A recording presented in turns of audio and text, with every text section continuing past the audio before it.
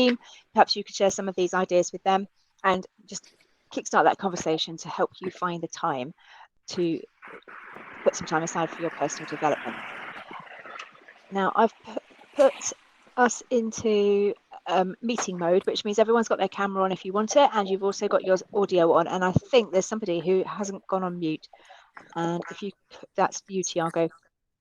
If you don't mind going on to mute, then that would be really helpful for the recording. But at any point, feel free to come off mute and interrupt me, because this should be a very interactive, fun-ish session, I suppose, as far as professional development counts as fun. So with that in mind, if you want to interrupt me, ask a question, by all means, just come off mute and do it, which is why we've set it up with this kind of meeting format. So before we go any further, I wanted to ask a bit about you, actually, really. Where are you from? What are your goals? What made you want to come along to this session today? I think we're probably mainly project managers and project professionals, but drop in the chat why you're here, what job title you've got, just to give us a bit of an idea of the audience that we've got. And the reason I'm asking is to make sure that if there's anything particular that people want to get out of today, that we make sure that we've got time to factor that in. So if you've got anything particular that you want me to cover off, I'm very happy to do that. Equally, we should have plenty of time for questions as well. So Veronica says from Puerto Rico and wants to change work. Well, that's quite a big goal, isn't it? Hopefully we can help you get some thinking time to put that in. While you're thinking about that, I'll briefly introduce myself as well, because I'm conscious that perhaps I haven't had the chance to meet everybody previously. So I'm Elizabeth Harrin. I started my career in project management in 2000 in financial services, and I moved into healthcare 7 years after that, where I still am today. So I work with tech and business change projects. I also write Rebels Guide to Project Management, and I run the Project Management Rebels mentoring group as well.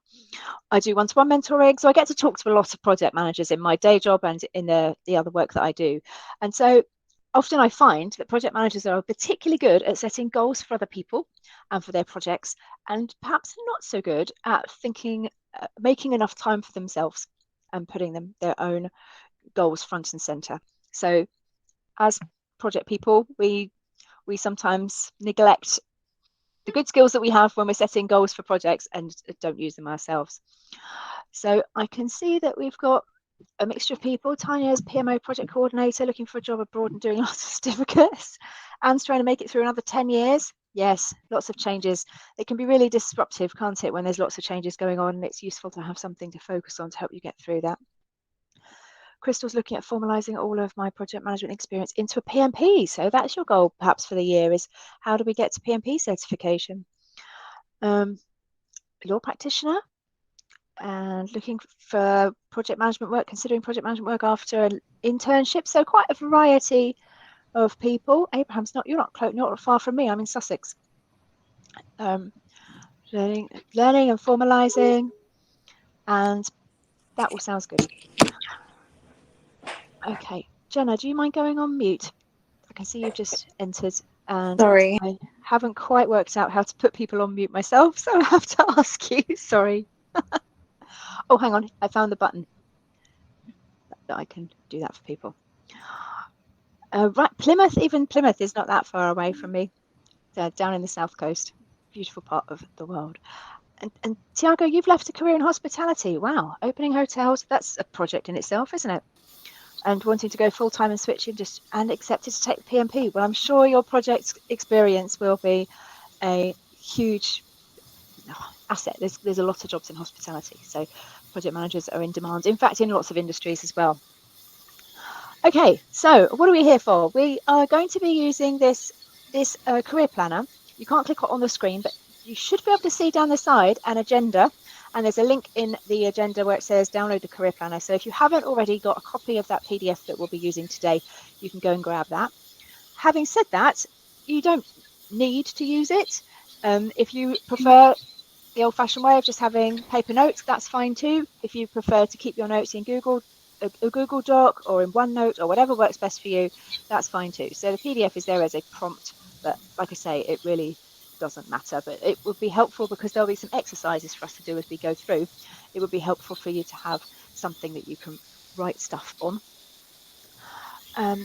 The planner is a starting point for that conversation, really.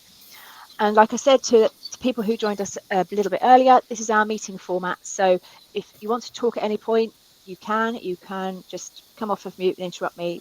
This is better if it's interactive, so feel free to ask questions. And you can put your cameras on if you'd like to do that too. Okay, so if you have questions, you can drop them in the chat. I'll try and keep an eye out for that. If it doesn't work or you'd prefer not to do that, like I say, just speak. It's fine. If you do go onto the PDF and download it, that link is to Dropbox, and some organizations will block Dropbox. So you may well get an error message, but if you access it from a PC that's behind a different type of firewall or your own personal laptop, then you may well find that you can access it more easily. And there's a little yellow highlight there on the screen, which is the button that you need to press to download the PDF so you can have a copy of it yourself.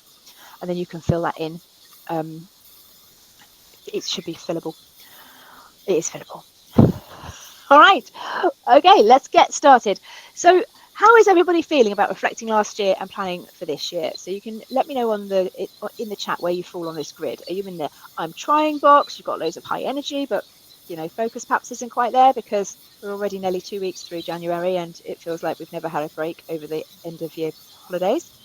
Perhaps you're completely tired because it's the end of the day. It's 7:10 for us here. I feel like I've worked a full day. I've come in and done a shift of childcare and food preparation. So I'm pretty tired. But it's lovely to see Amy is here and tired. Cindy's all in. We've got quite a few people who have shown up despite the challenge of it being later in the week and later in the evening for some of us who are in this part of the world. Okay, so this slide is something that you could use with your own teams. I can't take the credit for it. It was from a facilitation course I did with Jan Keck, who was excellent. But actually, there's a tiny text at the bottom that tells you where the original idea has come from. So Heike Bruch and Samantra Ghoshal have put this grid together, but it's something that's really easy to do at the beginning of your team session. So if you're doing any sort of team building type activities with your colleagues, then you could feel free to reuse this too. All right, so when we're talking about people's careers and things, I think because this is a bit different from the usual sessions like that I teach, like I'm hoping to do a prioritization course, or that'll be a one-off session that will probably be next month. So it's you doing the work, the thinking, the reflecting, and so on. And you are not obliged to share anything in the chat or to come off mute and share, with speaking as well. But if you do, and you do end up sharing something, then I think it's just worth us running through a couple of bits of housekeeping. Because we might be talking about each other's plans, and I did want to share some community agreements for us to use as a group, which are very basic. But the first one there is take space and make space. So we're here to listen to people's views, and it's totally fine to have the space. If you want to ask something, by all means do. But equally, we don't want to monopolize the conversation, and we want to make sure other people have got space as well. So we want to share safely. So I am recording this. It is going to go onto our Rebels Guide to PM YouTube channel. So if you don't want to, I wouldn't use this time to vent about your job and to talk about all the things that you hate about your manager or anything like that. Just as you would professional conversations with a water cooler, but I did want to put that out there. And also, I'm not some guru expert. There's plenty of people in the chat who are able to contribute, who might well be going through the same situation as you. So if somebody does raise a question and you know the answer, then by all means jump in, because we are wiser with the wisdom of the crowd. So don't feel that let me just mute Amy. There we go. So we are able, if you're able to share, if you're going through something similar, if you know what someone's pain points might be with a particular goal that they've got, then by all means leap in, because we will all be wiser and smarter if we share what we know. And different ages and stages. So different people are at different stages of their learning journey. Often when I'm mentoring people, sometimes I come away from a call and think, how did I know that? And they didn't know that. And actually, that's just a reflection of the fact that we've had different experiences in our life. It's not necessarily better or worse, or it's just different. And people will be at different stages in their careers. We've got a lot of different career paths within project and PMO leadership. And if you're concerned that your goals aren't big enough or that they're not important enough to share, then please don't be, because you could be at any stage in your career and your goal might simply be just to get through the next 6 months. If your organization is going through a difficult time, just you are already enough. So you don't have to have big lofty goals and want to achieve world domination. It doesn't have to be like that. Okay, so I was going to say, give me a thumbs up if you agree, but I've realized I can't see anybody else on the screen. So I'll just have to say, I assume that you're all happy with that as a working principle for today's session. And if not, then perhaps this is maybe not the right session for you. All right. Oh, someone's found the thumbs up button. Thank you very much. Brilliant. Okay, so that's our intros. Let's think about now our plans. So what we want to do is take some time to think about each of the various different steps. And I want to start with a big picture overview. So this is very low tech slides. This is a screenshot of what's in the PDF. In step 1 of our career planning journey, we look at what happened previously. So we do that piece of reflection. In step 2, we write down our goals, because we all know that if you write something down, you're more likely to be held accountable and actually do it, make it more likely to happen. Then we need to set boundaries about how we're going to actually achieve this. So we want to make sure that we've got some kind of boundary around what we want to do, some non-negotiables. Then we'll talk about what we need to get there, how we're going to surround ourselves with the support necessary to achieve those goals. And then we do the plan.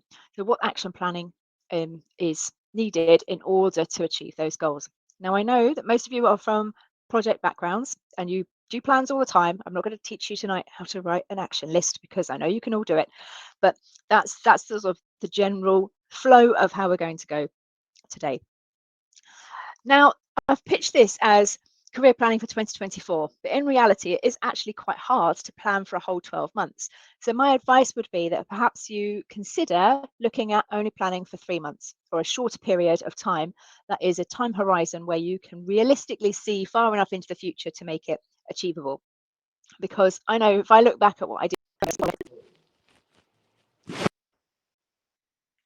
no, okay, cool, didn't want to miss it if you did. All right, so, oh, that's actually step 4, isn't it? Step 5 is the action planning. Define the steps you need to take to reach your goals. So once you've defined your goals and you know what your boundaries are, you might have thought this is the thing that we'd be spending the most time on today. But now you've got a clear idea of what it is that you'd like to achieve and what you won't compromise on and who could help you. This is the part where you're going to plan out how you get there. You'll probably want to spend the most time on this, and we're not going to be going through it today. I'm not going to make you write down an action list, but you'll need to take each of your goals and break them into those action steps and tasks and give each one a due date, preferably. You are likely to be the owner for each of those tasks, but you give yourself some kind of time frame within which that you want to achieve it. And if it's something like going to the gym every week, then you want to be putting that into your calendar as a task to do. So you've got the time blocked out and you're setting that expectation for yourself. The plan to achieve your goals is perhaps easier to do in whatever template it is that your organization uses for professional development. In my old organization, we just had a Word document and it had some stuff at the beginning about team goals and corporate objectives. The strategy was set, they were cascaded to department level goals, to manager goals, and then down to the individuals. So we knew that our individual goals were contributing to strategy because they all aligned up the chain. And at the second part of that document was the personal and professional development goals, where you could put things like passing certificates or improving your budgeting skills or whatever it is that you felt that you needed to do that year. In my current organization, we have an online tool that manages objectives in personal goal setting and professional goal setting as well. So you might have something like that. So if my template doesn't work for you and you'd rather do this with your manager in whatever format that you have available within your organization, that is great. Again, if you want to just keep it in a notebook too, that's fine too. Personally, if I'm doing an action plan, I like to keep things simple, and I'd probably do a table in Excel with the task, the date, the status, and then any notes. So if you prefer to plan in Kanban format with sticky notes or virtual sticky notes, you do whatever works for you to create an action list or a task list. And as you're all project people, I don't need to tell you that you take your big goal. As an example, let's take get a PMP, and you can break that down into first I have to find a training provider. So I'm going to spend 6 weeks researching which training provider might be the right one for me. Then I'm going to purchase the exam for 6 months' time. Then I'm going to break down my revision topics into a study plan. So I've got one topic per week over the next however many months. And so I know I'm going to cover all the materials. Then I'm going to buy my copy of the Pinbot guide. Then I'm going to buy my another type of prep book to read. Then I'm going to carry out all of my revision, take the exam and pass, and have a celebration at the end. So you can take your big goals and think about, how do I split these down into smaller, more manageable steps so that I can actually get them done? Okay, have I missed anything in the chat? I don't think so. So do you all feel confident that you can take those big goals and break them down? It's something that as project managers we do quite a lot, but that's creating a plan is one thing. Actually, what is quite hard is then sticking to the plan. And if you don't do the sticking to the plan, that can be quite a challenge. So I like to think sharing it with other people, sticking it up on the wall in your office might make it a bit more visible for you. And also booking out the time as well in your calendar to do the actual tasks can be really quite motivating as well. Right. So just to reflect on all of those steps that we've done, to recap, this is the process that we followed today. We've talked about looking back and reflecting on what's happened in the past. We've talked about defining the goals and then what the boundaries and constraints are around achieving those goals. We've talked about creating a support network and what help you might need to get there. And then with all of those pieces in place, you can start that action plan to get those goals and reach them. So that's pretty much all I wanted to cover off today. There's plenty of time for us to have questions, and I know if you go to the agenda, you can grab a copy of these slides as well. Hopefully what you've done today is at least started to think about what your plan might be and make a good start. So I just wanted to ask you one more question before we sort of open it up for questions generally, which is, what's one action that you are going to take from today? And you can either come off mute and tell me, or you can drop that into the chat. And Tiago, let's come to legal project management now. So by all means, drop any other questions into the chat. I'm happy to stay on, but just so that you know, there's no more slide-based content from me. So I know that we're almost about 45 minutes through. So if you did have to go off and do something else, I will send out a copy of the recording. But if you've got further questions or you want to continue to talk about career goals, then by all means do stay on. So let's talk about legal project management. There's a website, legalprojectmanagement.com, which you've probably come across already, which is run by a very nice guy. And while he's based in the UK, he may well have some advice about getting into legal project management in other countries as well. So I don't know where you are, Tiago.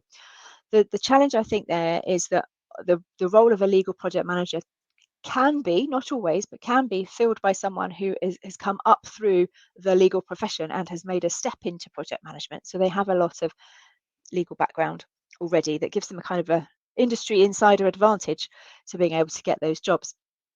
It's a really interesting field. I think a lot of the projects that I'm aware of that operate within sort of the legal umbrella are digitalization, technology-led projects that manage workflows and process improvements. I think it's a really fascinating area. In terms of getting into it, though, I would say that there's legalprojectmanagement.com. Is it .co.uk? I'll check. Does have a certification. I don't know whether that would give you an advantage over a candidate that doesn't. So there might be something that you could look at there in terms of what content does that include, even if you don't necessarily do their certification, but what's the syllabus, what sort of topics are covered, and can you achieve all of the things that they would expect somebody to be able to do in a role of legal project manager. I don't know of any specific recruitment agencies that specifically recruit for legal project managers, although there are a couple that focus on getting people into project management jobs. So I think the market is up and down at the moment, depending on where you are in the world. It might just be a case of continuing to stick at it and see what comes up. Hopefully that was useful. Oh, you have a law degree. Oh, brilliant. Okay, so that's definitely an advantage then. I would have thought that it's a case of reframing perhaps some of your past experience into how that has been projects. typically when people say they want to move into project management, they've done a load of things in the past that classified as projects, that may well make it, depending on how you phrase things on your CV, you obviously don't want to lie about your past experience, but if you've run events, if you have delivered software improvements, if you've worked on a process, if you've done some continuous process improvement things, then you've got projects in your past history that you can use to evidence project management skills when you apply for jobs. Okay. Yours has said, is obtaining a PMP much more difficult than obtaining Prince 2 practitioner? Yes. Why would people spend months obtaining it? It took less than a week to obtain Prince 2. Yes. PMP requires you to have 35 hours of classroom training or formal training, which is the week, but it also requires you to have a lot of, I can't remember exactly how many hours off the top of my head, but a certain amount of hours of project management experience. The process of filling in the form is long and convoluted because you have to add in all of that project management experience and provide references. So it is a assessment of competency as well as, can you just pass an exam? It's a harder exam as well. Crystal says the reflection space was helpful to define clear goals. Well, I'm glad that that's being useful for you, Crystal. Manuela's talking about action plan to be volunteer opportunities in project management. One thing to check out there then would be your local PMI chapter, because they're often looking for volunteers. The projects then become things like organising events, conferences, particular types of initiatives that they're running with their volunteers or with their members, and they would be definitely grateful to have an extra pair of hands, I'm sure. So you may well find some volunteer opportunities there. Okay, Tiago, be happy for you to connect with me on LinkedIn. Maybe we can continue the conversation there, because 3 years experience in networking on LinkedIn is, it sounds like if you're in London, there should be in-person events that you could be going to as well. And I wonder whether there are any of our UK-based project management organisations like PMI and APM that have legal specialist interest groups. The British Computer Society may well have a legal specialist interest group as well, and they've got a very active project management community too. So there may well be inroads into professional networks that you could meet in person or connect with project managers who are already in that space. Abraham says, what would you recommend for me, as I have proven experience, but just in one sector? I'm looking to get into another sector. It depends what sectors you're going into, I think, because I believe that project management is a hugely transferable skill. So you should be able to take what you've learned and move into a different industry. Having said that, I personally would find it quite difficult to move into an area like oil and gas, for example. I've spent my whole career in technology, business change, office-based environment. And if I suddenly went and worked in oil and gas or engineering or military projects, defence, I would find that quite a challenge. Construction, there's quite a few industries where industry background definitely would be useful. Thank you, Tanya. I can see that in the chat.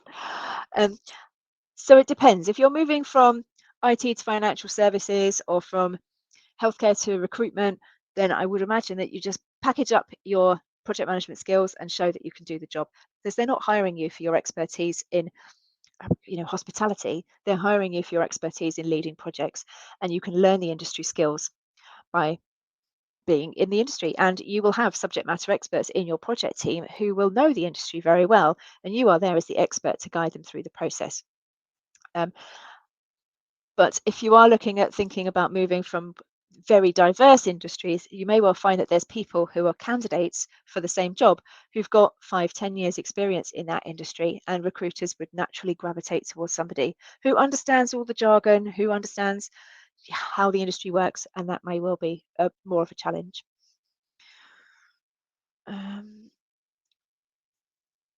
There are some colleagues asked for guidance about PM methodology certifications. I definitely not recommend PMP to junior colleagues. No, but they do have CAPM, Certified Associate, which is the next one down for more junior people who've got less experience. So if they're interested in PMI based certifications because of the area in the world that they work in, for example, because it's big in the States, it's big everywhere, but in the States particularly, it would be difficult, I think, to get a job without necessarily having, if you had a different type of credential. Although maybe somebody who's actually in the States might be able to speak more authoritatively to that than me. That's just my impression. CAPM is the PMI alternative for people who've got lower levels of experience who are just trying to get into the market. Okay, do I have any recommendations on how to get consulting clients? I don't think I do, Tina, I'm afraid, because my experience has been when I have done bits and pieces of consulting, which admittedly are a couple of days here and there, people have come to me. And when I've worked with consultants, they've often found a way into an organization and have been working in various different roles or working within the same family of departments for some time as they come in and out. There's an option in the UK, I don't know whether that's available where you are, to sort of register with an agency and then be put forward for contract roles, which is not really consulting, but you'd be contracting for 6 months, 3 months or 6 months at a time. But with consulting, I think it's also quite dependent on the market. And my take on the economic situation at the moment in the UK is that organisations don't have a lot of money to spend on things, and they may try to do things in-house or go to tried and tested large-scale organisations, which are, the big four names are the names that come up time and time again as the global consulting firms, where they feel that they're going to get good value and concrete, reliable experience. So I don't know. If you drop me an email, Tina, if I think of anything else that might be helpful to you, then I'll let you know. So Abraham, you've been in transportation and rail for a decade, looking to get into health financial services, but haven't had any success. So I would look at, how do you pitch your experience to employers where you are looking to move to? Because I imagine all the skills that you need to go from that kind of industry into healthcare and finance should be easier than going the other way, in my opinion, because all the skills that you've got as you've been doing transportation projects would be very transferable. And the things that are important are budgeting, scheduling, keeping people on track, all the things that you'll be doing day to day anyway. So again, feel free to connect with me on LinkedIn, send me a message, and if there is, perhaps we can have a call about that at some point, and we'll see if we can have a look at your CV. So one of the things I do on mentoring calls is go through people's CVs and see if I can come up with any useful suggestions. What else do we have? All right, so I think that I've exhausted the questions in the chat. I hope that you've managed to get something out of that. We've talked for 55 minutes or so. Equally, if you want to stay on, then you want to come off mute and ask a question, I'm still here, so I'm happy to do that. But if that is the natural close, then thank you very much for coming along and giving up an hour of your time. I hope you've managed to grab the PDF to download the slides. If you want to share those with your colleagues, then please do. And yeah, thank you so much for your participation. It's been a pleasure to share the evening with you. Okay, I will end the recording, and I will send out a copy of the slides and the recording to people on the mailing list. So thank you very much. Have a lovely rest of the day. Bye, everyone. Bye. Thanks, Elizabeth. Thank you for the session. Oh, thank you. I mean, we are friends already. I think we're connected. And I said friends. No, we are connected on LinkedIn, but I will probably reach out in a private message. I was one of the ones that was snooping around your profile a few minutes before the meeting because I wasn't too sure what to expect. But thank you so very much. I think I've had a blast. It's a good way to start the year, having the career planning session and refreshing the thought and the mind and how I'm going to tackle this new year. So thank you so very much. Oh, good luck with your goals. Thank you. All right. Thanks, everyone. Good night.